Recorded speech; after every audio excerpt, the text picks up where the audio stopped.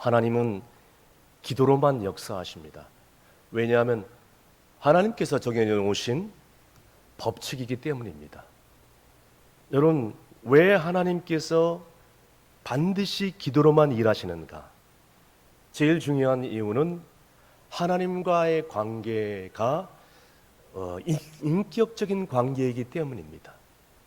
그러니까 하나님과 하나님 자녀의 친밀함 때문이죠. 하나님은 우리와 친밀한 관계를 원하시고 있다는 것입니다. 그래서 우리가 기도가 필요한 것입니다. 이 친밀함은 대화를 통해서만 가능할 수밖에 없습니다. 여러분, 대화를 나누지 않으면서 사랑하는 이 부부가 있다고 합니다. 이 부부 관계에도 마찬가지죠. 자녀들과의 관계에도 마찬가지. 아무리 결혼해서 가족을 이룬다 할지라도 대화를 하지 않는다면 그 부부의 관계, 그 부모와 자식과의 관계는 친밀해질 수 없는 것입니다. 우리가 잘 알고 있는 오은영 박사님이 이런 얘기를 했습니다. 부부간의 대화를 나누지 않고 5년 동안 문자로만 소통하는 사람들이 있다고 합니다. 오늘 누구를 만날 거야? 몇 시에 들어갈 거야? 나 지금 집에 들어간다? 단디 밥 준비해라. 아는 끝이에요. 여러분, 말을 하지 않고 문자로만 5년간 소통하는 사람, 이 부부, 이 오은영 박사님은 이렇게 진단을 했습니다. 정서적인 이혼한 상태다. 이 오은영 박사님이 이런 얘기를 했어요. 이 결혼을 하더라도 부부간에 말을 하지 않는 부부가 통계상으로 4.3%나 된다고 합니다. 여러분, 이미 이 사람들은 정서적으로 이혼한 상태예요. 놀라운 통계 결과입니다. 결혼을 해도 말을 하지 않아요. 이 중에 해당되는 분들은 손 한번 들어보시길 바랍니다. 여러분, 하나님과의 우리와의 관계도 마찬가지예요. 아무리 신앙생활을 오래 했더라도, 아무리 다양한 직분을 가질지라도 대화가 없다면 하나님과 우리 사이에는 친밀한 관계가 없음을 믿을 수 있기를 바랍니다. 아무리 내가 하는 일이 바쁘더라도, 내가 하는 일이 소중하더라도, 그 일이 급할지라도 하나님과 나 사이에 대화가 없다면 하나님과의 관계가 깊어질 수 없는 것입니다. 그러니까 예수를 믿는다는 것은 뭐냐? 단순하게 교회만 드나드는 것이 아니라 예수 그리스도를 통하여, 기도를 통하여 하나님과의 관계가 맺어졌다는 것을 의미를 하는 것입니다. 그런데 어떤 분들은 이런 얘기를 합니다. PPT 한번 띄워주세요. 하나님은 우리의 모든 것을 알고 계십니다. 그러므로 기도하지 않아도 다 알고 계시는데 기도할 필요가 뭐가 있겠습니까? 틀린 말은 아니죠. 여러분, 하나님께서 우리가 있어야 될 것을 다 알고 계십니다. 우리의 고민이 뭔지, 우리가 필요한 것이 뭔지를 다 알고 계세요. 그래도 우리가 기도해야 하는 이유는 뭐냐? 우리가 하나님의 자녀이기 때문입니다. 하나님은 하나님의 자녀와 함께하기를 원하셔요. 하나님은 하나님의 자녀들과 교제하기를 원하시고, 하나님의 자녀들과 동행하기를 원하시고, 자녀들의 얘기를 시시콜콜한 얘기라 할지라도 우리 하나님은 듣고 싶어 하신다는 것입니다. 그래서 우리 주님께서는 오늘 이 말씀을 통하여 기도의 중요성을 가르쳐주고 있습니다. 왜 우리가 기도를 해야 되는가? 오늘 우리 주님께서 말씀을 통하여 말씀하실 때 하나님과의 관계가 더 친밀해지고 깊어질 수 있는 여러분이 되시기를 간절히 바랍니다. 첫 번째는요, 구하라고 말씀합니다. 오늘 본문 7절 상반절입니다. 다 함께 읽습니다. 구하라, 그리하면 너희에게 주실 것이요. 아멘. 아프리카 선교에서 선교사로 사역을 했던 선교사님이 이 본국에 들어와서 보고를 하는 그 간증 얘기 가운데 얘기입니다. 어느 날 선교지에 원주민이 병을 얻어가지고 열병을 얻어가지고 누워버렸어요. 뭐 선교지에 특별한 약이 별로 없잖아요. 선교사님이 모든 방법을 다 동원해가지고 해봤지만 이 원주민의 이 성도의 열이 내려가지 않아요. 어쩔 수 없었어요. 인간적인 모든 방법을 써봤으나 어쩔 수 없는 이 연약함, 나약함. 선교사님이 마지막으로 성도들과 함께 이 성도, 이 환우를 위해서 간절히 기도하자고 했어요. 하나님, 이 성도를 불쌍히 주옵소서. 하나님 이 성도를 고쳐주시고 은혜를 베풀어 주시고 기적을 베풀어 주시고 낫게 하여 주시옵소서. 예수님의 이름으로 기도드립니다. 그때였습니다. 기도 중에 천장에서 뭔가 둔탁한 소리가 들리는 거예요. 두둑탁탁 두둑탁탁. 알고 보니까 이 얼음덩어리, 우박이 쏟아지는 것입니다. 무더운 아프리카 오지에 우박을 통하여 하나님께서 응답을 해 주신 것입니다. 이 우박 덩어리를 가져와 가지고 이 얼음 덩어리를 가져가지고 환자의 몸에 얹어서 그 열을 떨어뜨릴 수 있었고, 얼마 되지 못해서 이 환자가 건강을 회복한 줄로 믿으시길 바랍니다. 여러분, 기도 안 하는 사람들의 특징이 뭔지 아세요? 염려입니다. 이런 사람들은 염려의 은사를 받아요. 자나깨나 염려를 합니다. 사단마귀의 선물이죠. 사단마귀가 우리 가운데 속삭합니다. 기도해봐야 소용없어. 지금까지 기도했잖아. 기도해봐야 소용없어. 아무 소용이 없어. 여러분, 하나님께서 우리의 형편과 처지를 다 알면서 왜 기도하라고 말씀하고 있습니까? 그 이유가 무엇입니까? 기도하지 않고도 뭔가 일이 잘 풀린다면, 기도하지 않고도 내 삶 가운데 특별한 일이 없다면, 내가 잘나서, 내가 뭐 똑똑해서, 내가 뭔가를 해서 라고 교만해 질 것 같았어. 여러분, 기도하는 사람은 이걸 알아요. 왜 하나님이 기도하라고 얘기합니까? 모든 것이 다 주님의 은혜라고 하나님의 자녀가 고백할 수 있도록 하기 위해서. 아하, 기도하니까 하나님께서 이렇게 응답해 주시는구나. 내가 엎드려 금식하며 작정 기도하니까 이렇게 하나님께서 기적을 베풀어 주시는구나 하면서 성도들이 그 기도의 응답의 체험을 할 수 있게 하기 위해서입니다. 그래서 빌립보서 4장 6절 말씀에 약속해 주셨습니다. 다 함께 읽습니다. 아무것도 염려하지 말고 다만 모든 일에 기도와 간구로 너희 구할 것을 감사함으로 하나님께 아뢰라. 아멘. 여러분, 염려하지 마시고 하나님께 다 맡겨서 응답받고 기적을 체험하는 여러분이 되시길 간절히 바랍니다. 두 번째는 찾으라고, 쉬지 말고 기도하라고 주님께서 계속해서 권면하고 있습니다. 계속해서 본문 7절 중반절입니다. 다 함께 있습니다. 찾으라, 그리하면 찾아낼 것이라. 아멘.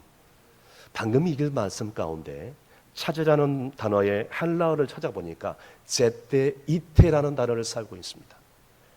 제테이테라는 그런 헬라어의 단어의 원어의 해석을 찾아보니까 이렇게 나와 있어요. PPT에도 나와 있죠. 도저히 해결할 길이 없는 그 어려운 일이다 할지라도 낙심하지 말고 좌절하지 말고 지속적으로 하나님 앞에 구하라 라는 뜻이 제테이테라는 헬라의 단어에 숨겨져 있습니다. 지난 10월 27일 날 차별금지법 그리고 동성혼 합법 저지를 위한 한국교회 연합예배 기도회를 서울의 광화문 일대와 여의도 광장 서울역에서 함께 가졌습니다. 여러분, 이 집회가 있기 전까지는 정치적인 상황을 띈 목적을 가진 집회이다, 대형교회 목사님들 이루어진 집회이다, 말도 많았어요. 그런데 특징은 평신도들이 자발적으로 이렇게 주도적으로 이루어진 집회라는 것을 나중에 알게 되었지요. 현장에서 100만 이상 성도들이, 그리고 온라인으로 100만 이상 성도들이, 총 합계해서 200만 이상의 우리 한국교회 성도들이 간절히 이 집회에 참여해서 이렇게 부르짖었습니다. 하나님 아버지, 이 땅에 은혜를 베풀어 주시옵소서. 하나님, 이 나라 민족을 구원하여 주시옵소서. 하나님, 한국교회와 이 가정과 이 나라와 민족과 다음 세대를 동성애로부터 살려 주시옵소서. 여러분, 이렇게 나라와 민족의 위기가 처했을 때 간절히 성도들이 기도하는 소리가 예배당에서, 삶 속에서 들려와야 될 줄로 믿습니다. 그래서 역대하 7장 14절 말씀에 우리 가운데 말씀하고 있습니다. 다 함께 있습니다. 내 이름으로 일컫는 내 백성이 그들의 악한 길을 떠나 스스로 낮추고 기도하여 내 얼굴을 찾으면 내가 하늘에서 듣고 그들의 죄를 사하고 그들의 땅을 고칠지라. 아멘. 여러분, 이 나라의 현실을 보면서 너무너무 답답해서 울고, 너무너무 안타까워서 울고, 너무너무 고통스러워서 금식하면서 울부짖을 수밖에 없어요. 눈물밖에 나오지 않습니다. 여러분, 그동안 여러분들은 어떤 기도를 드리셨나요? 이 나라와 민족이 하나님께서 기뻐하시는 그런 거룩한 나라라고 얼마나 기도했습니까? 아니, 멀리 갈 필요 없이 여러분의 가정과, 그리고 여러분이 섬기는 교회와 이 지역사회 복음화를 위해서 얼마나 기도했습니까? 눈물의 기도가 없었으면 우리는 이 시간에 정직하게 기도해야 된다는 것이에요. 여러분, 지금 우리나라의 민족의 간절한 기도 제목을 끌어안고 기도할 수 있는 의인의 기도가 얼마나 있습니까? 엘리야처럼, 모세처럼, 사도 바울처럼 동족의 문제를 자기 문제로 끌어안고 간절히 하나님 앞에 나와서 엎드려 기도할 수 있는 사람이 과연 몇인가요?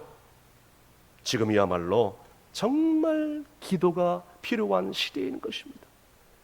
그런데 이 나라와 어려움의 문제를 알기는 많이 합니다. 위정자들과 지도자들을 위해서 함부로 판단은 합니다. 다 그들의 탓이라고 얘기합니다. 지도자를 향하여 걱정합니다. 불평합니다. 분노를 표출합니다. 여기저기서 시위를 하고 있습니다. 그런데 이 나라 민족을 위해서, 그리고 한국교회와 여러분이 섬기는 교회를 위해서 얼마나 기도하고 있냐는 거예요. 실제로 기도하는 사람은 얼마나 되냐는 거예요. 목사인 저도 기도하는 것이 처음에는 너무너무 어려웠어요. 그런데 여러분 오죽하겠어요? 저는 1907년에 미국 남장로교회 선교사님이 지은 춘천중앙교회에서 어렸을 때부터 성장을 해왔어요. 그때 기도가 뭔지도 몰랐잖아요.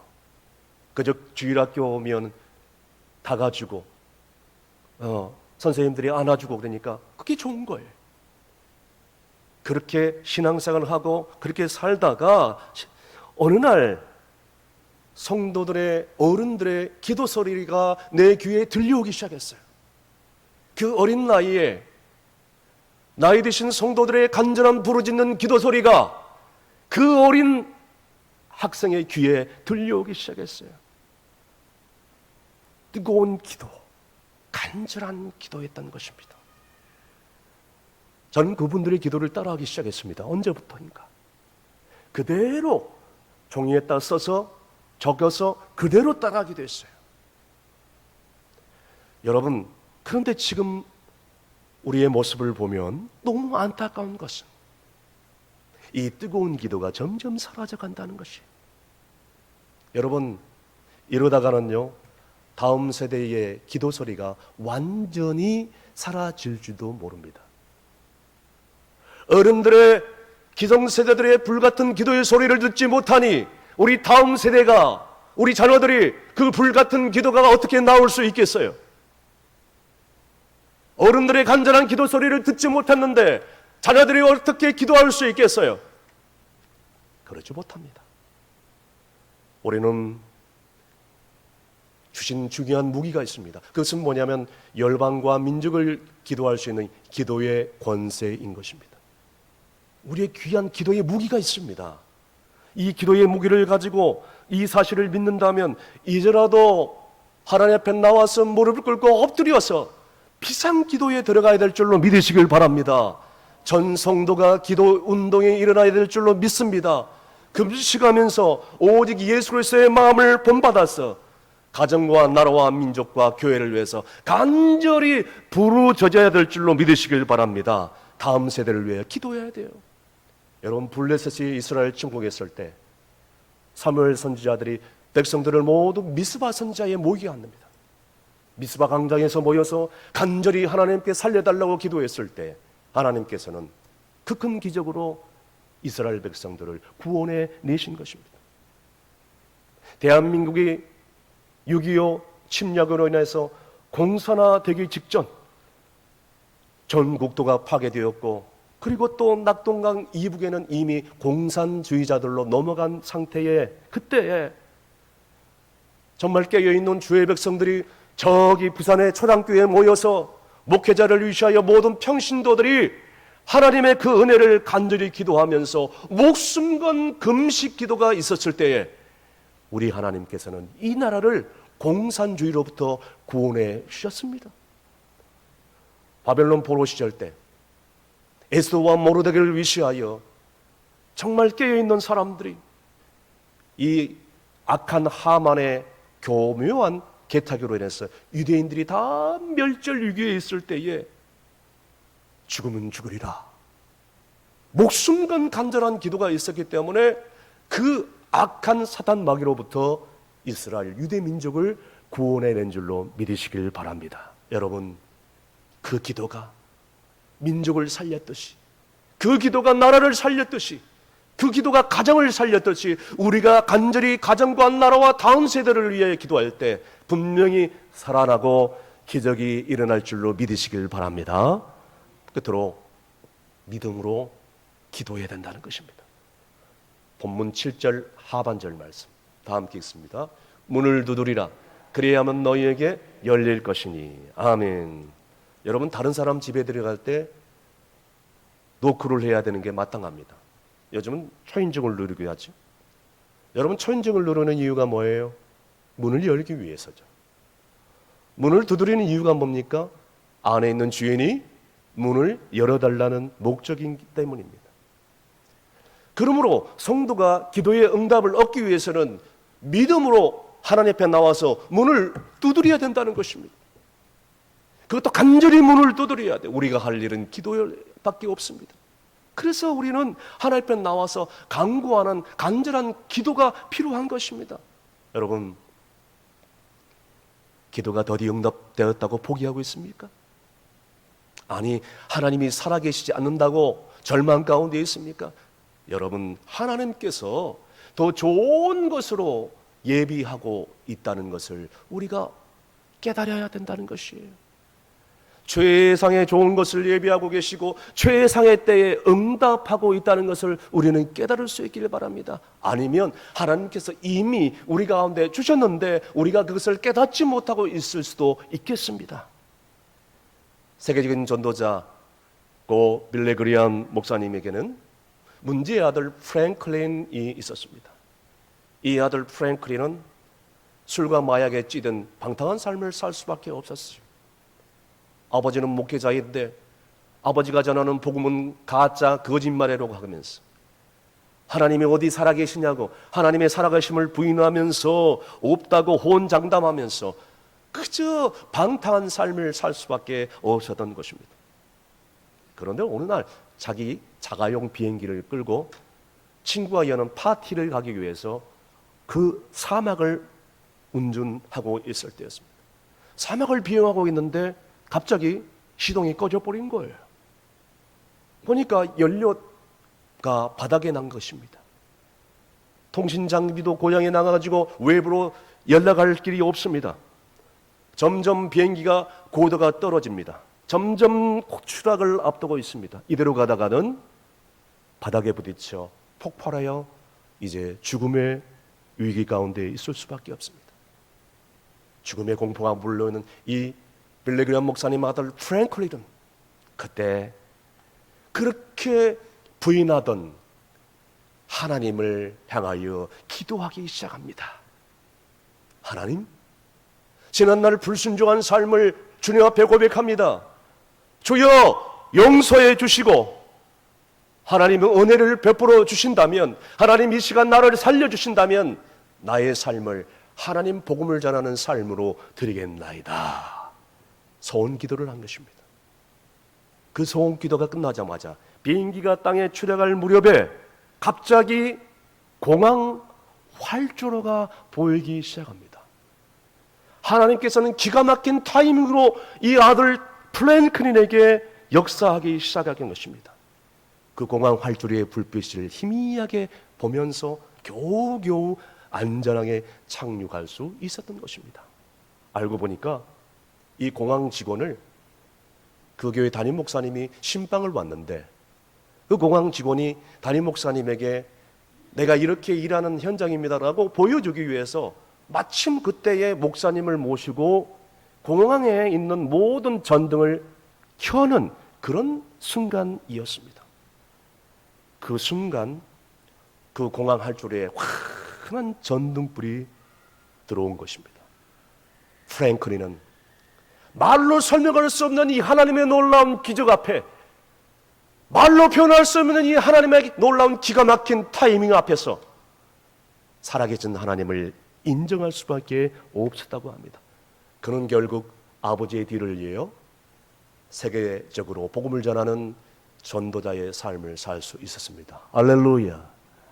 여러분, 이 프랭클린 목사님이 지난해 동성애 커플을 허락한 그 교황을 향하여 이렇게 경고의 메시지를 날렸다고 합니다.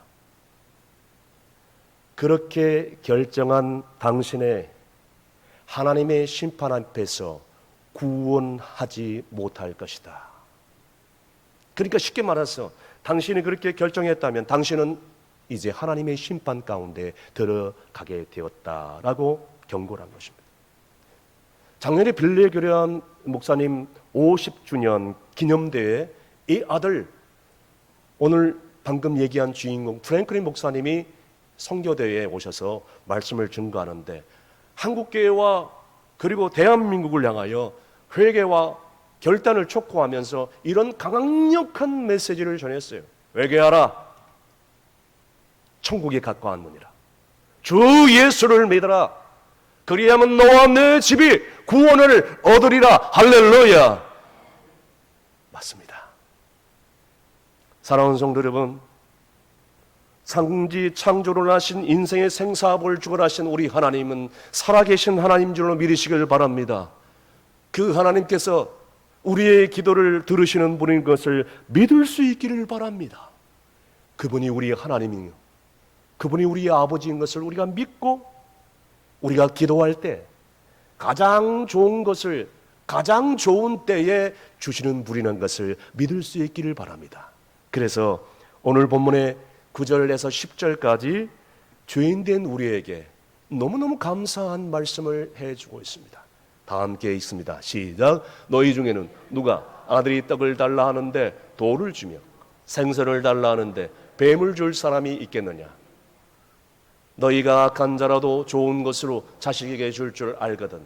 하물며 하늘에 계신 너희 아버지께서 구하는 자에게 좋은 것으로 주시지 않겠느냐? 아멘. 여러분, 이제라도 내 인간적인 방법과 내 모든 자아를 십자가 앞에 다 내려놓으시고 이제는 살아계신 하나님을 방일하면서 믿음으로 기도하여 응답받는 여러분이 되시길 간절히 바랍니다. 말씀의 결론을 내립니다. 구하라, 찾으라, 문을 두드리라. 이 말씀 앞에 7장 6절 말씀에 이런 말씀이 나와 있습니다. 개와 돼지에게 진주와 거룩한 것을 던지지 마라. 이게 무슨 뜻이죠?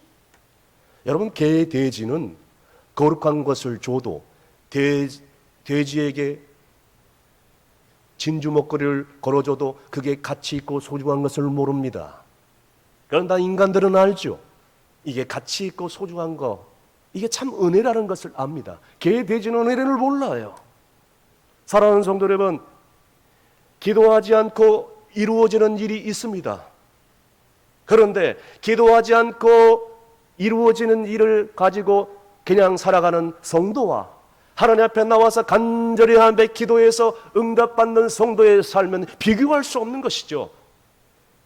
그가 가지고 있는 기쁨, 행복, 감사, 축복, 비교할 수 없이 다른 것입니다.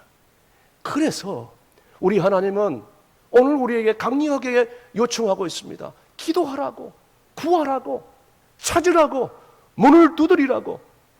여러분, 솔직하게 말씀드릴까요? 기도하지 않고 신앙생활을 할 수 있습니다.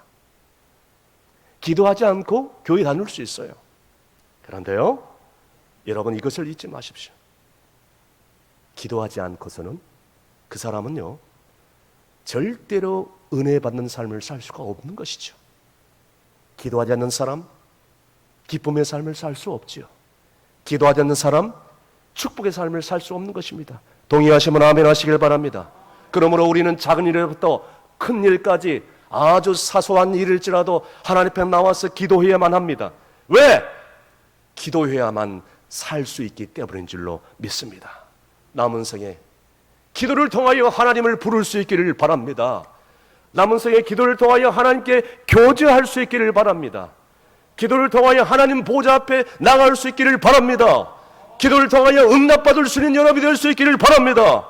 기도를 통하여 기적을 체험할 수 있기를 바랍니다. 기도를 통하여 우리 자녀들이 형통케 되는 역사를 체험할 수 있기를 바랍니다. 기도함으로 내 삶 가운데 늘 새로운 간증거리가 넘쳐나서 승리할 수 있는 여러분이 되시기를 주의 이름으로 축원합니다. 기도하시겠습니다. 구하라, 찾으라, 문을 두드리라.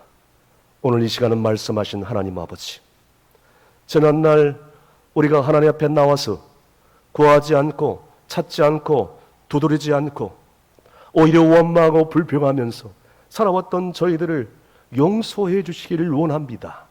구하지 않고는 구할 수도 없고, 문을 두드리지 않고서는 열릴 수도 없고, 찾지 않고서는 찾을 수가 없는데, 지금이라도 하나님 앞에 나와서 구할 때 분명히 하나님께서 주실 줄로 믿습니다. 찾게 될 줄로 믿습니다. 구하게 될 줄로 믿습니다. 문을 두드릴 때 응답의 문이 열리게 해주시고, 기적의 문이 열리게 도와주시고, 형통의 문이 열리게 도와주시고, 축복의 문이 열리게 하여 주시옵소서. 예수님의 이름으로 기도하옵나이다. 아멘.